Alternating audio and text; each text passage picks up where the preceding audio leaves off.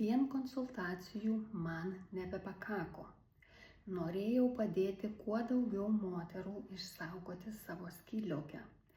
Todėl sukūriau grupę Facebook'e Imuniteto balansas skydliaukė Greivso liga, o taip pat elektroninę svetainę imunitetobalansas.lt. Pradėjau rašyti straipsnius apie mūsų organizme vykstančius procesus ir kaip jie susiję su mūsų skydliauke.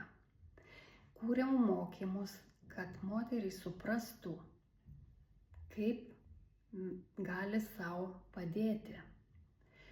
Dalinausi savo sukauptomis žiniomis, nes pati žinau, kaip sunku ieškoti atsakymų, kai jautiesi viena.